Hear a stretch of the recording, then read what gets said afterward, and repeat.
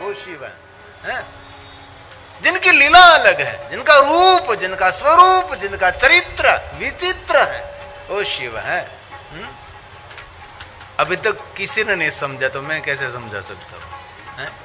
पुष्पदंत ने कहा मोक्षम खटवांगम परशुरजनम भस्म, पढ़े ना, कपालम चेति यतवरदम तंत्रोपकर, इतने उपकरणों से अपना जीवन निर्वाह चलाते हैं।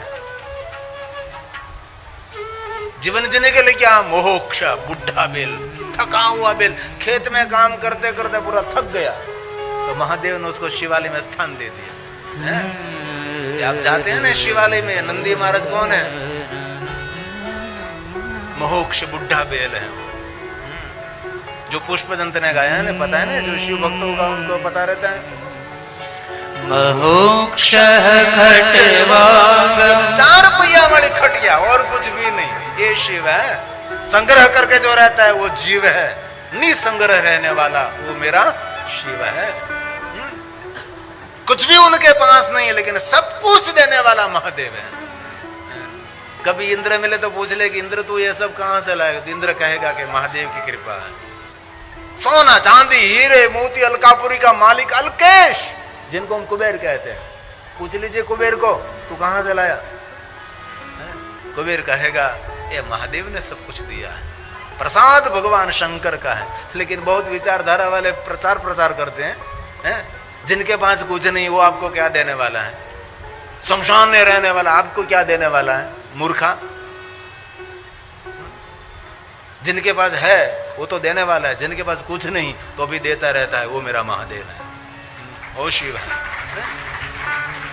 लेकिन ऐसा गंदा प्रचार महादेव के बारे में करते रहते हैं। अब तो सोशल मीडिया का जोर हो गया है, अब तो किसी की मजाल नहीं कोई बोल सके शिव जी के बारे में। अभी भी बहुत लोग ऐसे हैं, शिव जी से भागते हैं। मोक्ष का अर्थ है बुढ़ा बेल, थका हुआ बेल, खेत में काम करते करते करते करते करते जर्जरित हो गया, जो गाय माता का संतान है, बुढ़ा बेल। पहले खेती करने के लिए क्या कुछ था, अभी यांत्रिक साधन सब हुए, ट्रैक्टर के शोध हुए बहुत सारे, लेकिन पहले कुछ भी नहीं था। गाय माता का बेटा बेल एक खेत में काम करता था पूरा जीवन, पूरा जीवन। ये जो कभी आपने, अब तो आपने देखा नहीं देखा पता नहीं, हम छोटे थे तब, जो गाय का बछड़ा होता है, गायनो बाछड़ो, उसके पुरुष तत्व को जब नष्ट करते हैं ना, तब मृत्यु के आड़े थोड़ा सा उसका रह जाता है, मुख में से फीण निकल जाते हैं, जब उसको बेल बनाया जाता है। मैं कैसे आपको समझाऊं, मर्यादा भंग हो सकता है, लेकिन ये दृश्य देखा है ना तो आपको पता लगे। गाय रोती रहती है, मेरे बेटे को क्या दुख दे रहा है, और उसको पुरुष तत्व को नष्ट करने के बाद उसको बेल बनाया जाता है, और खेत में काम करता रहता है, पूरा जीवन खेत में काम करता रहता है। कोई शिकायत नहीं, कोई आशा नहीं, कोई अपेक्षा नहीं, किसानों का अन्न भंडार भर देता है, और बाद में वृद्ध हो जाता है। तो मेरे भारत देश के किसान, खेडूत उसकी सेवा करते थे और बोलते थे ये बेल ने पूरा जीवन मेरे खेत में काम किया। कभी कोई राव नहीं, कोई फरियाद नहीं, जब मैंने उठाया तब उठा और खेत में काम करने लगा। अब उसकी वृद्धावस्था है, उसका बुढ़ापा आया है, मैं उसकी सेवा कर रहा हूं। बेल करवट नहीं बदल सकता, 2 व्यक्ति को बुलाकर बेल को करवट बदलाते हैं, और पी नहीं सकता तो मुख पकड़कर नाली के द्वारा उसको पिलाया जाता है। बांस की होती है, लोहे की होती है, इसमें कुछ लिक्विड भरते हैं और इस बेल का मुख पकड़कर पिला देते हैं। ऐसी सेवा करते थे। वृद्ध बेलों की सेवा भारत देश में होती थी, अब तो वृद्ध बाप की भी सेवा नहीं हो रही है। बेल की सेवा तो कौन करे, वृद्ध बाप भी घर में बोझ रूप लगता है। जिस पिता ने सब कुछ आपके लिए खड़ा कर दिया, ये वृद्ध पिता भी बोझ लगता है। दुनिया बदल चुकी है। अभी के किसान, बेल वृद्ध हो गया, कसाई को दे देते हैं। जिन बेल ने पूरा जीवन खेत में काम किया, कसाई को दे देते। पूरा जीवन मानव जात की सेवा में अर्पण किया, वृद्ध हो गया, बुढ़ा हो गया, थक गया, तब शिव जी ने कहा तो गाय का संतान है। और एक बात याद रखना, शिव जी को जो दूध चढ़ाते हैं ना, ये सब गलत है। कैसा दूध चढ़ाना चाहिए उसकी परंपरा पूरी है, जो तामिली ग्रंथों में जो लिखा है, शिव जी को गाय का दूध चढ़ा सकते हैं।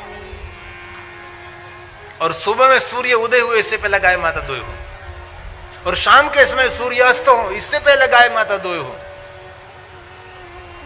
ये दूध महादेव को चढ़ा सकते हैं। और 2 गायों का तो दूध मिलाकर महादेव को नहीं चढ़ा सकते, कोई सरल नहीं होता, ये तो देखा देखी सब हो गई है। और कोई गाय भी आई, जहां तक उसका बच्चा दूध पीता है वहां तक ही दूध महादेव को नहीं चढ़ा सकते आप। बच्चा दूध पीना बंद कर दे, बाद में गाय माता का दूध महादेव को चढ़ा सकते हैं।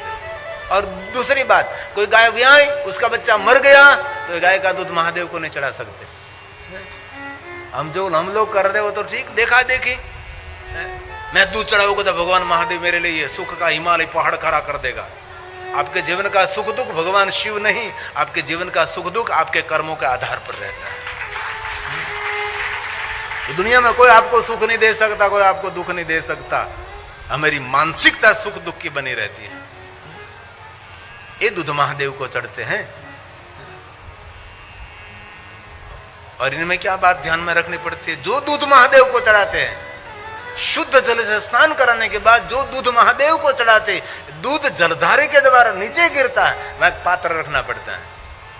शिव जी को चढ़ाया वो दूध ये पात्र में एकत्र करने के बाद शालिग्राम शिला संगात सर्वयाति पवित्रताम, ये दूध को शालिग्राम को स्पर्श करा दीजिए अथवा विष्णु भगवान को स्पर्श करा दीजिए, ये दूध में से प्रसाद बनता है। और हम दूध चढ़ाते कहां जाता है आपको पता है? दूध चढ़ाने की कोई मना नहीं, दूधाभिषेक की इतनी महिमा है। और शर्करा में स्थित कोई दूध महादेव को चढ़ाता है और वो प्रसाद लेता है, मंद बुद्धि वाला भी बृहस्पति जैसी बुद्धि को प्राप्त कर सकता है। ये दूधाभिषेक की महिमा है। लेकिन सब कुछ गलत हो रहा है, कोई मार्गदर्शन देने वाला नहीं। जहां मेरा निवास स्थान है, अभी मैं यहाँ 9 दिन रहता हूं, उनके सामने एक पार्क है, वहां मैं सुबह में जल्दी जल्दी उठकर चलने के लिए जाते हैं, हम रात को भी जाते हैं। तो वहां एक छोटा सा शिवालय नहीं है, शिव स्थान है। शिवालय बात अलग होती है, कोई किसी की मजाल नहीं शिवालय बना सके, वो तो राजा महाराजाओं ने निर्माण किया शिवालय। अब कौन शिवालय बना सकता है? शिव स्थान बना सकते आप। तो वहां मैं रोज जाता हूं तो मुझे इतना दर्द होता है। कोई पुजारी कोई तो है नहीं वहां कोई, तो पूरा एक मिट्टी का बड़ा कुंभ, घड़ा मिट्टी का महादेव को परख दिया है, पूरी रात टपकता रहता है पानी, पूरी रात लिंग पर टपकता रहता है। हमें शाम की जो प्रक्षालन है, शाम की पूजा, उनके समय तो पुष्प भी ऊपर नहीं रहने देते हम, सिर्फ भस्म का त्रिपुंड करके दिगंबर अवस्था में महादेव को रखते। नाग देवताओं को भी बाहर ले लेते हैं, ऊपर जलधारी वो भी उतार लेनी चाहिए, पूरी रात टपकती रहती है। आज कोई माता जी मुझे मिले तो मैं तो माता जी यहाँ का कौन पुजारी है मुझे बताओ? ये कोई पुजारी नहीं है, हम सब पूजा करते हैं। मैं तो ये तो उतार लीजिए। इस शिवरात्रि से शुरू होता है और बारिश आने के पहले बंद हो जाता है। गर्मी के दिनों में ये गलती चढ़ाने की महिमा है, नहीं ठंडी के दिनों में, नहीं बारिश के दिनों में, लेकिन पता ही नहीं। दक्षिण भारत में महादेव को बहुत सारा अभिषेक होता है, दूध अभिषेक, पंचामृत का अभिषेक, लेकिन जो खाद्य द्रव्य महादेव को चढ़ाया जाता है, एक खाद्य द्रव्य का क्रम रहता है। पहले शुद्धोदक स्नानम, बाद में सभी खाद्य द्रव्य क्रमशः, बाद में सुगंधी, ऐसे क्रम रहता है पूरा अभिषेक का, भगवान की पूजा का। और हम लोग तो कोई दूध की नहीं, पॉलीथीन थैली का दूध चढ़ाते हैं, और पॉलीथीन थैली दूध के गांव में लाकर महादेव के पास जाते हैं, शंकर भगवान को दूध चढ़ाना है। मेरे जैसे ने किसी ने कह दिया जा बेटा महादेव को दूध चढ़ा, तो बाजार में से पॉलीथीन थैली महादेव को दूध चढ़ाने के लिए गया, पॉलीथीन थैली तोड़ने का कोई साधन नहीं, धाड़ तोड़ी, चढ़ाई महादेव को। ऐसे लोग दुनिया में मैं तो देखता हूँ, इतने मुझे दया आती है। कोई मार्गदर्शन करने वाला नहीं, कोई गाइड करने वाला नहीं, बस करते रहो। लालची लालची लालची लोग, पागल लोग, कुछ लेने के लिए भगवान के आगे से। और शिवपुराण में वर्णन है, तेरी पॉलिथीन थैली दूध से महादेव प्रसन्न नहीं होता। और शिवलोक के सामने गौलोक है, और गौलोक में स्वयं कृष्ण जी निवास करते हैं, गोकुलेश वहां निवास करते हैं। और भगवान महादेव की जितनी गाय माता है, सुरभि से आगे सभी गाय माता की सेवा भगवान कृष्ण जी करते हैं, क्योंकि कृष्ण को गायों पर बहुत प्रेम है।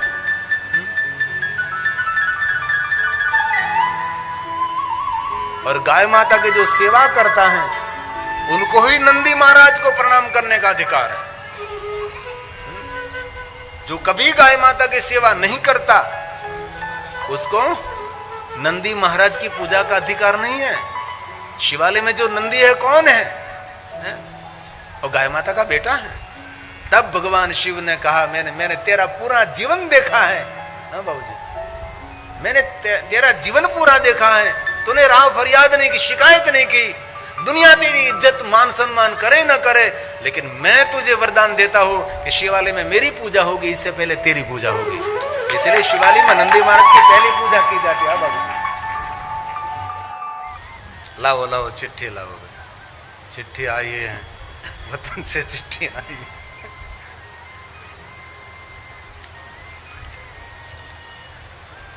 क्या शिव जी का पूजा करने में चश्मा देवताभ्यो नमः क्या शिव जी का पूजा घर में कर सकते हैं? अरे क्यों नहीं कर सकते हैं? प्रेम से आदर के साथ कर सकते हैं। क्या बात कही, वाह शाबाश।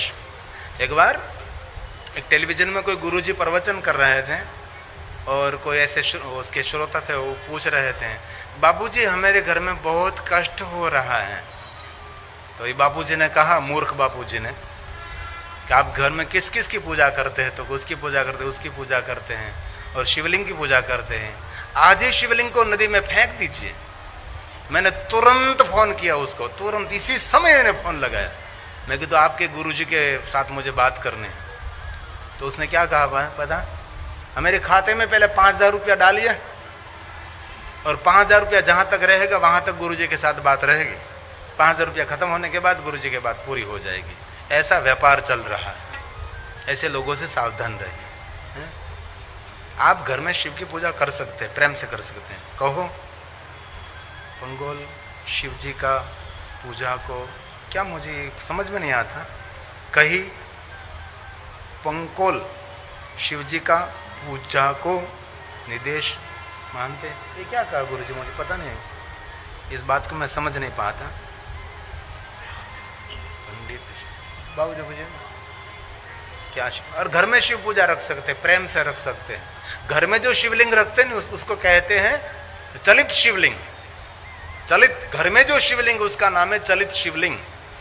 आप प्रेम से रख सकते हैं। हाँ कर सकते हैं। दूसरी बात, कई पंडित लोग पूजा को निषेध करते हैं। नहीं नहीं नहीं नहीं, ये पंडित नहीं होगा, ये पाखंड होगा। अरे प्रेम से आप घर में शिव की पूजा कर सकते हैं। जिनको चलित शिवलिंग बताया है, लेकिन नियम एक है, अंगूठे के नाप का शिवलिंग रखे, अथवा 4 अंगुली के नाप का शिवलिंग रखे। घर में प्रेम पूर्वक शिवलिंग रख सकते हैं, उसका आदर के साथ पूजन कर सकते हैं। और कहीं लेते 2 शिवलिंग, 2 नहीं, आपके घर में जितनी जगह है इतने शिवलिंग रख सकते हैं।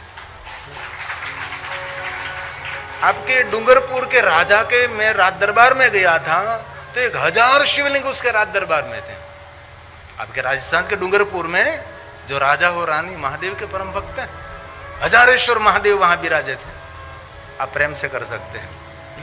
शिव महापुराण ग्रंथ में भगवान व्यास ने कहा है कि जो परम शिव भक्त ब्राह्मण हो उनके पास शिव का पूजन कराओ। जिन ब्राह्मण को शिव के प्रति कोई प्रीति नहीं, महादेव के प्रति कोई आदर प्रेम नहीं, ऐसे ब्राह्मणों के पास भगवान शिव का पूजन नहीं करना चाहिए। क्योंकि ब्राह्मण महादेव का भक्त होना चाहिए, उसके हृदय में से शिव भक्ति प्रकट होनी चाहिए। ऐसे परम शिव भक्त ब्राह्मणों के पास महादेव का पूजन कराएं। घर में आदर के साथ शिव पूजा रख सकते, कोई निषेध नहीं।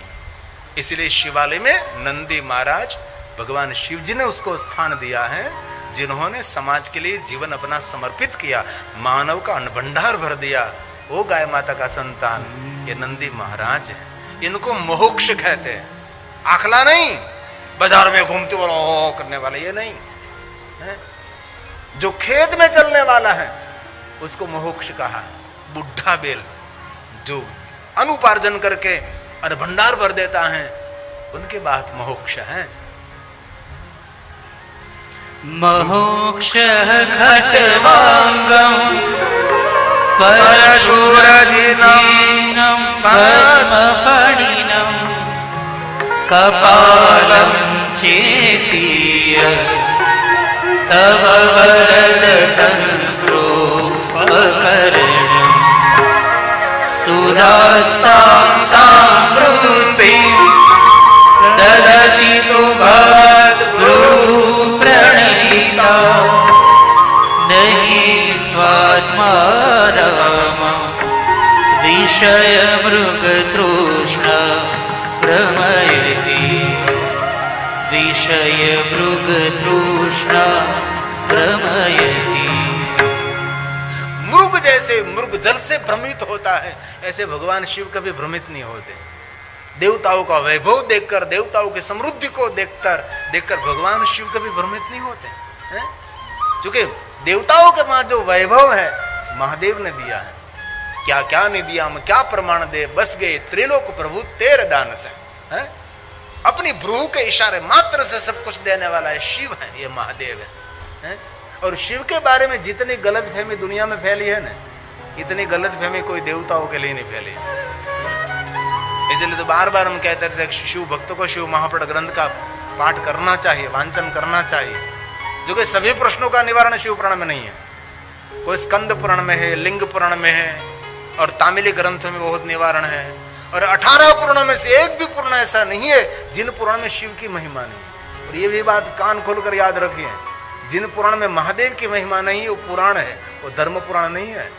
जिन शास्त्रों में शिव की महिमा नहीं है वो धर्म शास्त्र नहीं, सिर्फ शास्त्र रहता है। जिन शास्त्र में शिव की महिमा रहती है वही धर्म शास्त्र है। धर्म प्रवचन उनको कहते हैं, कोई प्रवचन में कहीं न कहीं महादेव का नाम आना चाहिए, उसको धर्म प्रवचन कहा जाता है। तीर्थ को तीर्थ तब कहा जाता है, इस तीर्थ में शिव होना चाहिए। जहां शिव नहीं है वो कोई तीर्थ नहीं है, है? इसलिए शिव हमारा सबका मूल है।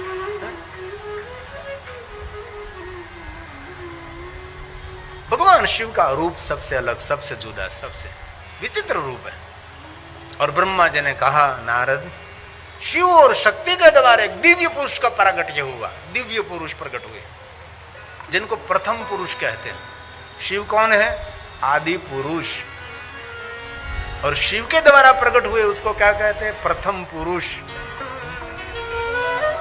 जो शिव और शक्ति के द्वारा प्रकट हुए हैं, प्रथम पुरुष, पहला पुरुष प्रकट हुआ। और प्रश्न उठा, मैं कौन हूं, मैं कौन हूं, मैं कौन हूं। हमारी परंपरा ईश्वर को जानने की परंपरा नहीं, हमारी परंपरा है स्वयं को जानने की। और हम स्वयं को जानते नहीं और ईश्वर को जानने के लिए निकले। अपना तो कोई परिचय नहीं है। इसलिए पहला प्रश्न उठा, मैं कौन हूं।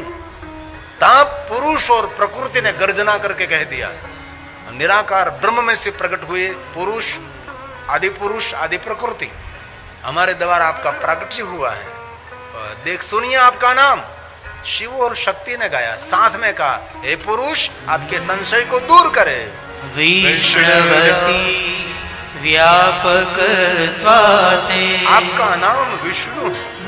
विष्णु क्यों? व्यापक त्वाते है विष्णु। पूरे विश्व में व्यापक होने के नाते आपका नाम विष्णु है। प्रथम प्रकट हुए, उनको स्वयं को पता नहीं था कि मेरा नाम क्या है। तब शिव और शक्ति ने कहा कि आपका नाम विष्णु है। व्यापक होने के नाते आपका नाम विष्णु है। विष्णुवती, विष्णुवती व्यापक त्वाते, नाम ख्यातम भविष्यति। आपका पहला नाम विष्णु रहेगा।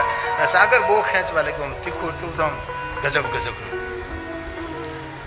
आपका पहला नाम विष्णु रहेगा, ये नाम बड़ी ख्याति को प्राप्त होगा। अब तो सूर्य भी नहीं, चंद्र नहीं, कोई ग्रह नहीं, कोई तारा नहीं, कोई गगन नहीं, कोई अगन नहीं, कोई सरिता नहीं, सागर नहीं, कोई पेड़ नहीं, कोई पहाड़ नहीं, कोई देव नहीं, दानव नहीं, मानव नहीं, कुछ भी नहीं, स्वयंभू प्रकाशित। कोई सूर्य के प्रकाश की आवश्यकता नहीं, स्वयंभू प्रकाशित। वैष्णवते व्यापकत्वाते नाम ख्यातम भविष्यति। आने वाले समय में आपका नाम बड़ी ख्याति को प्राप्त होगा, जिनको हम भगवान विष्णु कहते हैं ना। और जैसे जैसे युग बीतेगे, कल्प बीतेगे, वैसे वैसे अनेक नामों से आप प्रकाशित तो रहोगे। किसने कहा? शिव और शक्ति ने कहा। बहुन्यन्यानि नामानि भक्त संख्य कारणी भक्त संख्य कारणी। भगवान शिव ने कहा युगे युगे अनेक नामों से आपका प्रागट्य होगा। जो कोई आपके नाम का पाठ करेंगे उनके लिए शिव जी ने वचन दिया है, उनको जगत का सभी सुख मिलेगा। नाम को विष्णु का भजन करता है, वो वरदान कौन देता है? महादेव जी। और कभी आपको कोई पूछे कि शिव जी ने प्रथम वचन किसको दिया, प्रथम वरदान किसको दिया? विष्णु को मिला है। और अभी वर्तमान युग में कितने विष्णु भगवान के नाम है? विष्णु सहस्त्र नाम है, 1000 नाम है ना। बहुन्यनानि नामानि। जो कोई विष्णु भगवान के 1000 नामों का पाठ करेंगे उनको दुनिया का सुख मिलेगा, है ना। इसलिए बहुत सारे विष्णु भक्त हैं, विष्णु भगवान के 1000 नाम का पाठ करते हैं, रोज करते हैं। और विष्णु जी के सहस्त्र नाम का पाठ होने के बाद मुख में अन्न रखते हैं। ये विष्णु भगवान के नाम की महिमा है।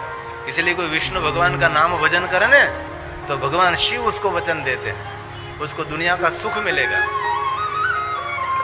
इसलिए विष्णु भक्तों को रोज विष्णु के सहस्त्र नामों का पाठ करें।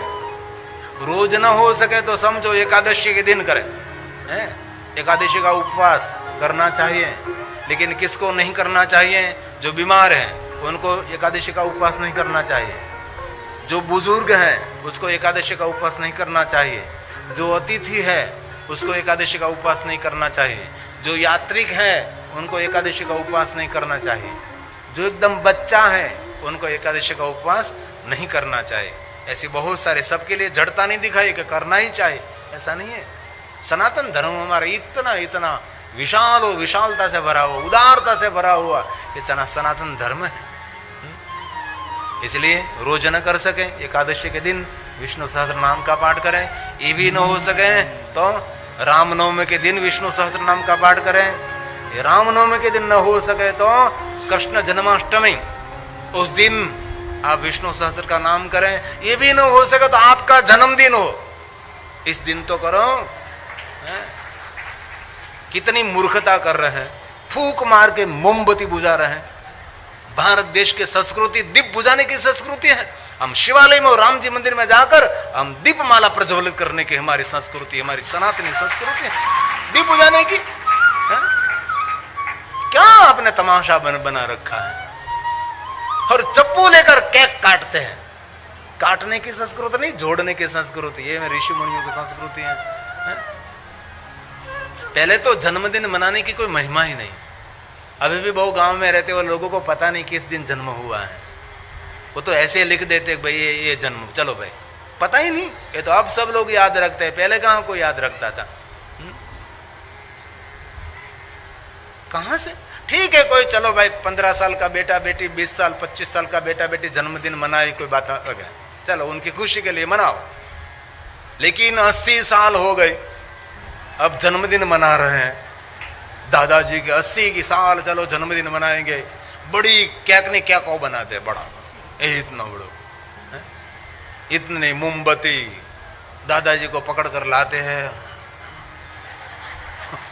ऐसे दादाजी आते हैं ना, दादाजी हो फूक मारो, दादा के फूक, हाँ फूक। 80 साल में फूक निकलती कि थूक निकलता है? फू फू करते, थू, अधरम मधुरम। एक बार मैं भी एक से एक बर्थडे पार्टी में गया था, तो मैं पास में खड़ा था, मेरे अनुयायी थे, पास में खड़ा रहा और सभी लोग दादा के 80वें जन्मदिन मना रहे थे। दादा ने फूंक मारी, मैंने निकला अधर, मैं तो थूक पहले टुकड़ा उठाया और मुझे दिया। मैं तो मैं काक नहीं खाता, क्षमा करिए। ये एक थूक वाली क्या ऐसा दुनिया में चलता है। आपका जन्मदिन है, शिवालय में जाकर दीपमाला प्रज्वलित करिए। कोई आपके आसपास कोई झोपड़े में रहता है, वह व्यक्ति लाइट का बिल नहीं भर सकता, उसके लाइट का बिल भर दीजिए, वही आपका जन्मदिन है। कोई बच्चा पढ़ रहा है, उनको कोई योगदान करिए, ये जन्मदिन है। ऐसी ऐसी बस्ती में निकलो जहां जिन्होंने, अरे हम एक बार जा रहे थे हाईवे पर, तो रोड बनाने का काम करने वाले लोग थे, तो मुझे जजमान शरीर ने काजू सब पिस्ता ऐसा बहुत कुछ दिया था, तो मैंने बड़ी गाड़ी खड़ी रखी, उस लोगों को देने लगा, तो लोग सूंघने लगे कि ये खाने का नहीं है, कुछ और कुछ है। नहीं खाया इन लोगों ने, देखा नहीं कभी कि काजू खा सकते, बादाम खा सकते, पिस्ता खा सकते हैं, ये लोग नहीं खाए कि नहीं, ये नहीं खाते। उसके जो मुखिया था उसको मैंने बोला उसको समझाओ। उसके साहिब ने कहा कि बाबूजी उसने कभी देखा ही नहीं बादाम और काजू कभी देखा नहीं है? जिन रोड पर हम गाड़ी चलाते हैं ना, ये रोड बनाने वाले लोग, कभी कभी वहां भी उनको अनक्षेत्र खोलना चाहिए, उसको भी भोजन देना चाहिए। एक बार मैं मध्य प्रदेश में कथा गाने के लिए जाता था, तो बीच में कोई गांव आ रहा था, गांव का नाम तो मुझे याद नहीं रहा, सेंघवा। तो हमारे एक अग्रवाल परिवार वहां रहता था, तो मैंने फोन करके कह दिया कि मैं इस समय निकलने वाला हूँ, मुझे एक भोजन टिफिन बनाकर मुझे आप हाईवे पर दे दो। तो पूरा परिवार हाईवे पर भोजन देने के लिए आ गया, तो मैंने भोजन हाथ में लिया और खाने की शुरुआत कर रहा था। थोड़ी दूर गाड़ी चली तो इतना ताप चैत्र मास का था, धूप, और एक वृक्ष के नीचे को इतना बुढ़ा व्यक्ति बैठा था, थका हुआ, मुंह फट गया था। मेरी गाड़ी वहां से खराट कर निकल गई, लेकिन मैंने अरिसे में देख लिया कि कोई पीछे बैठा है। मैंने प्रीतिश महतो को कहा गाड़ी पीछे लाओ, पीछे लाया और मैंने पूछा कि आपको भोजन करना है। थोड़ी सी मुस्कुराहट आ गई और मैंने मेरे लिए जो भोजन था उसको मैंने भोजन करा दिया, पानी दिया, सब कुछ दिया, और इसके मुख पर इतनी तसल्ली थी। तब एक वे उर्द भोजन नहीं कर रहा था, स्वयं मेरा महादेव भोजन कर रहा है। ये जीवन है, लेकिन हम लोगों तो बहुत कुछ दिखाई नहीं देता। तो कभी अवसर मिले तो विष्णु भगवान के 1000 नामों का पाठ करें।